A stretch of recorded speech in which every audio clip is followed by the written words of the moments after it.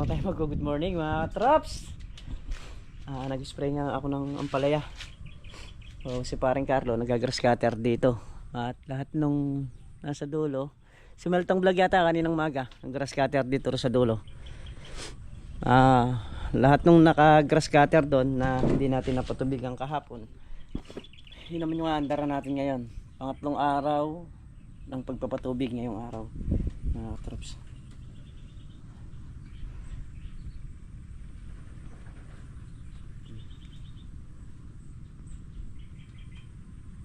Bali lang dayos na lang din yun dito sa gitna nun. Yung sa taas daw tapos na yung nandun sa may dulo, kaya pwede na nating andaran yun. So, tatapusin na rin ni paring Carlo yung 6 na dayos dito para maisabay ko na rin doon sa ating pagpapatubig. Mayari na tayo ngayon mga katrops. Malakas umulsa yung bunga, yung lalo na yung unang napatubigan natin. Mga katrops, umandar na nga yung ating makina. Tulog ko lang ako ng mga hose.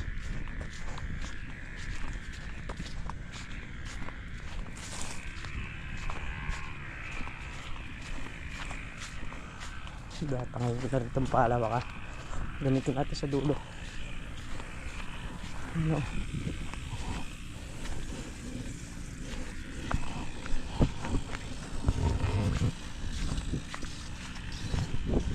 Tapos na rin si paring Carlo dito. Kaya pwede na nating ibaling sa dulo yung tubig. Ito tayo ng lona. Ipitin yung lona para magamit natin ito.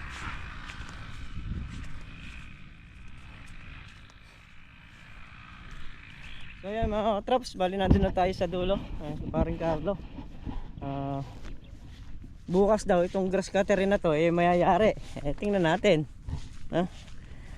Kayo na humusga mga katrops kung mayayari nga ba o hindi. Mayayari bukas basta manalig ka lang. Hindi ako naniniwala sa manalig ka lang. Manalig ka lang paring Miguel. Iba yung tinatrabaho. Titingnan natin. Ayan, bali ilang dayos pa to. 12. Manalig ka lang daw ka.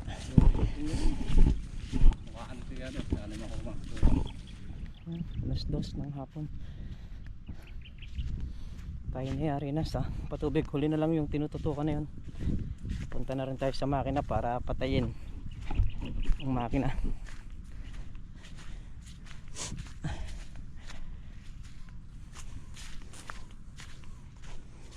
Alanganin kasi kaya tinapos ko na bago tayo kumain.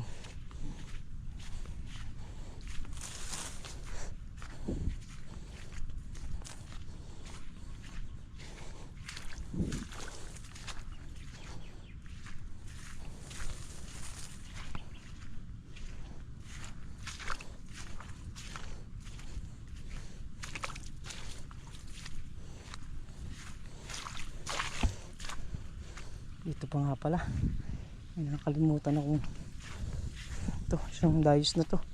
Ayun na lang yung tutukan eh.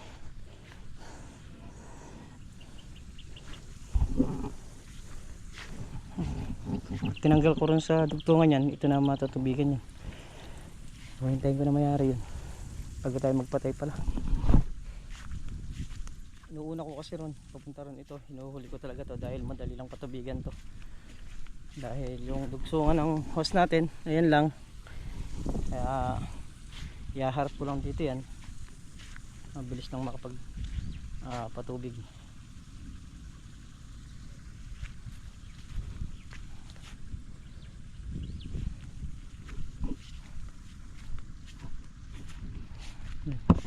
Yung dice na yan, yan na lang yung wala. Inom muna tayo. So yun, nakaraos lang lahat yung patubigin dito sa taas. Bukas sa baba naman tutubigan ko na yung baba para ma-spray. Sa 3 araw din tayo nagpapatubig kasi medyo matagal umutad.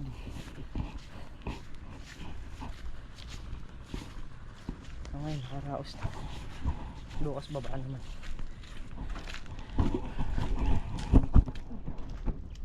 Kakain muna tayo. So yun mga trops, tayo papunta ng San Mateo para bumili ng gamot dun sa Calamansi sa baba.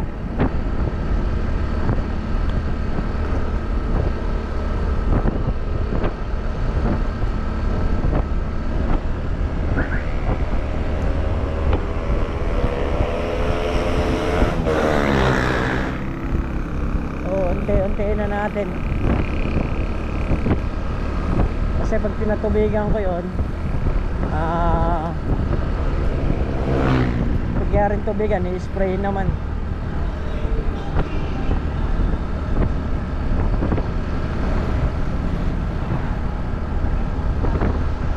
So sana walang checkpoint dahil wala tayong helmet, dahil dito lang din naman sa kabilang baryo.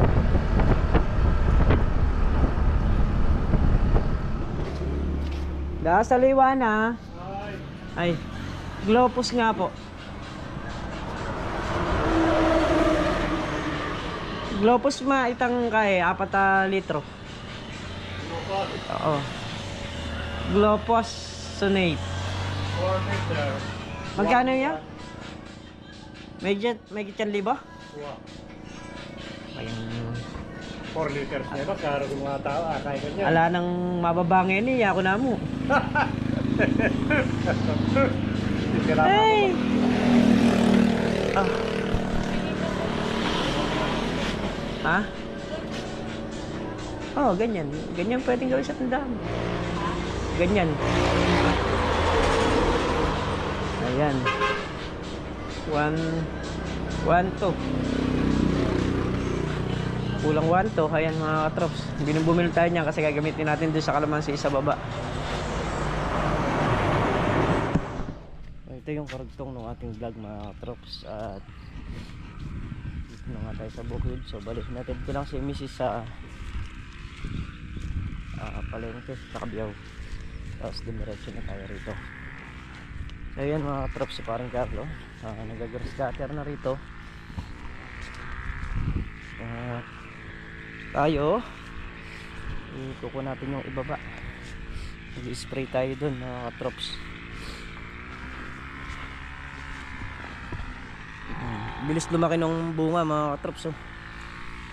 Umaalis sa kagad.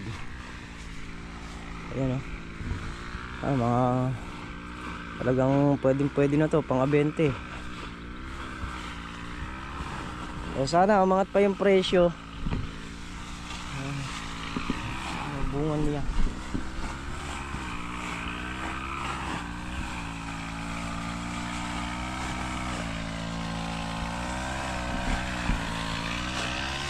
Titingnan natin yung sinabi ni paring Carlo na mayayari niya.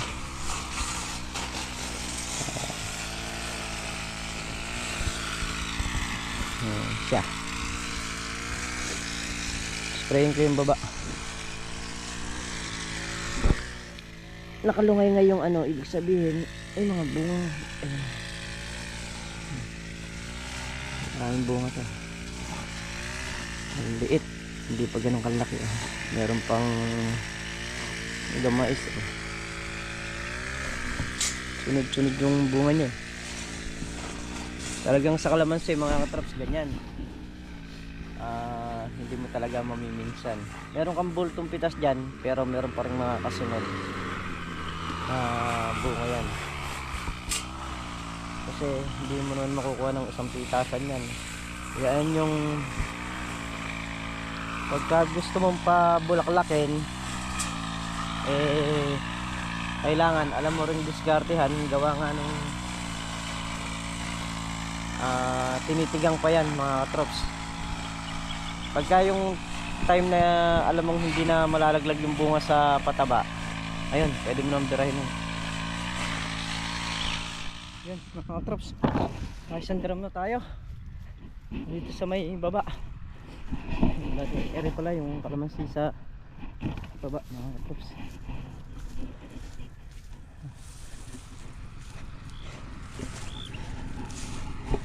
Drum na maliit lang yung gamit natin kasi nga Yan ang ini-spray natin. Paring Carlo, nag-grass cutter pa rin dun sa taas. Ay, nakapagkarga ng tubig. Yung pandamo natin, titirahin natin yan kada umaga lang. Kasi nga, para may hamog. Nang ganun, pasok na pasok yung gamot dun sa mga damo. Ay. So yun mga trops, medyo madilim na nga. Nakapag-spray tayo kanina, yun palang nasa dulo. Gawa nga nung hindi naman pwede nang mahangin yon. Kailangan yung maga para may hamog pa yung yung damo. So bukas ganun uli ang setup natin. Si paring Carlo nag-grass cutter, tayo mag-spray sa baba. So pag nangyari natin yon, kasi kasuhin ko naman yung mga ampalaya, lalagyan ng letting sa ibabaw, saka i-sprayin yung pagitan. Win, alaga namin asong si Winwin, siya bantay pagka may tao, tumatahol. Kaya kahit nandun ka sa likod, pag may tao sa harap, tatahol. Hindi. Pagka nagluluto, ayun, siya iniiwan dito. Kasi siya yung pag may tao rito, tatahol ng tatahol. Hindi may hinto. Hanggat na walang lumalabas. So, yan, bili muna tayo ng tilapia. Tilapia ang inihaw, yun ang ulam natin ngayong hapon. Ay. Mga dalawang drum tayo. Dito na tayo sa gitna. Bali ilang butas na lang din yung natira natin dito. Isa, dalawa, tatlo, apat, lima. Limang butas. So kailangan natin magbiling ng drum. Doon natin pupwesto sa may gitna.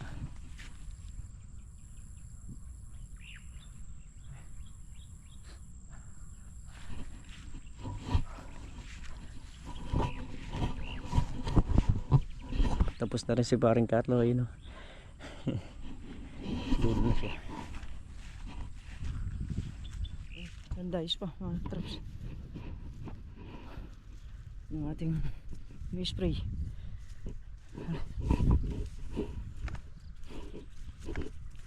Tapos na yung dulo, tapos na yung gitna. Ito na lang bungad na to.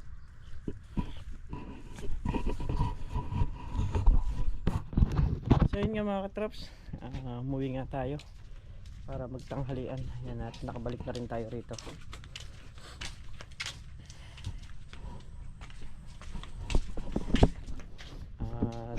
Nagdala tayo ng bigas para dun sa aso. Hindi, kasi dito na ako nagsaing para masolve yung aso. At pinagdala na rin natin ng ulam. May pinturahin pa rin ako dito mga katraps. Ayun o, yung mga hindi tinamaan ng roller na babrasin natin. Sa ilalim mga katraps, okay na yan eh. Nakapintura na yung ilalim niyan. Yun na lang ibabaw.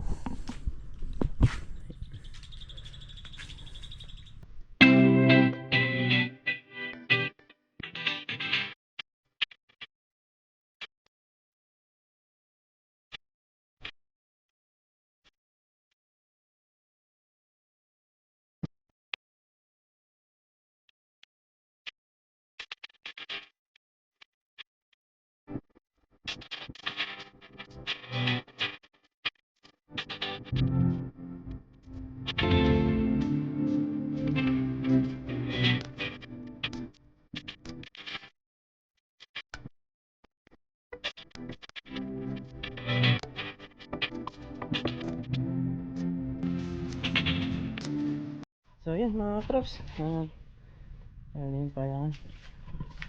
Napinturahan ko na rin yung mga siwang-siwang dito. Ito yung mga to. Yan yung mga yan.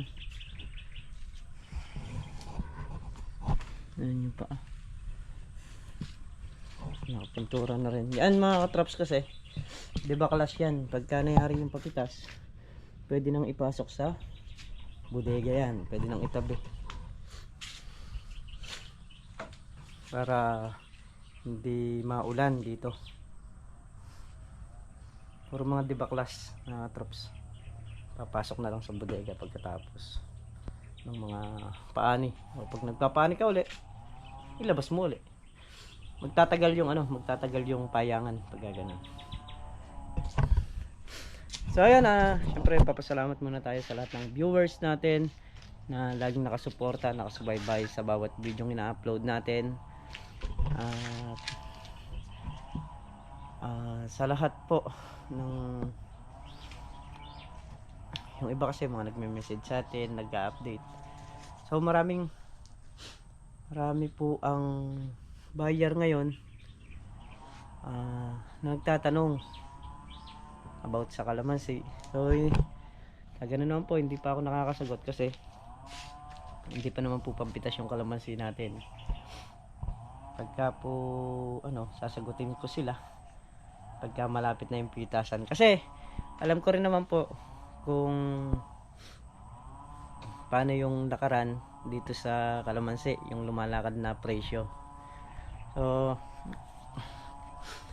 unang-una po, wala naman po tayong utang sa buyer, no? So sinasabi nila na pagka bumagsak ang kalamansi, wala nang kukuha sa iyo, wala nang ano sa iyo. Biyahe mo na lang na sarili, di ba? Pero sa ano po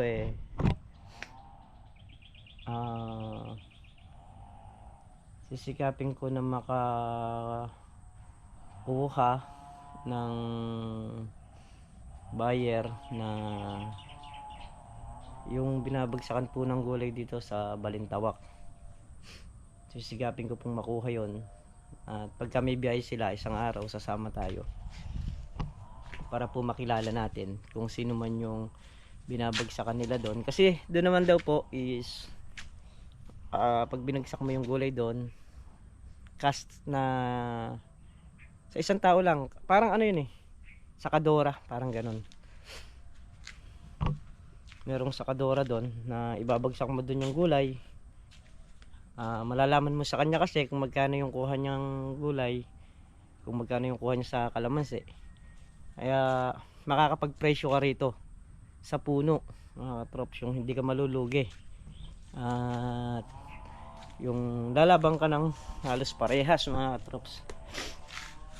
Sa isang red bag naman, mga katrops, pagka may patong na 100, malaki na. Kung pipitas ka halimbawa ng 30 red bag, 3,000 na. So kukwentahin mo yun, hindi mo pa makukwenta ng diretso yun kasi una may gagamitin ka pang sasakyan, diesel, saka yung sa toll gate, syempre. Kaya kung halimbawa doon ang kuha niya mga 3,000, dito pwede mo siyang kunin ng 2,700 sa puno, mga ganun ang estimate ko. Kasi dun sa 300, kung 30 red bag yon, 9,000, babayad ka ng mga 4,000 na lang kamo sa sasakyan. Toll gate mo 1,000 na lang, so 5,000. O yung 4,000 kita, malakas na, okay na, balikan ka lang. Kasi pag hinatid mo ng hapon doon, makakauwi ka rin ng gabi. Gawa nga nung ibabagsak mo lang doon, ikakas nung sakadora doon. O pwede yung ganun, mga trops.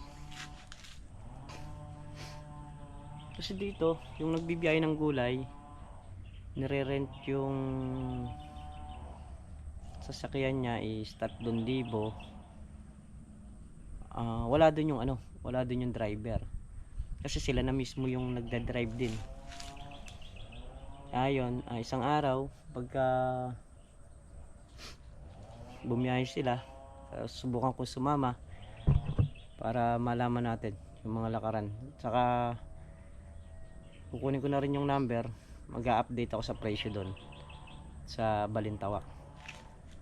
Ayan, yun yung isang setup ko rito sa kalamansi. Pagka naman hindi naman malayo dito, yung kukuhang buyer dito, hindi naman malayo sa presyo, pwede naman natin bigyan.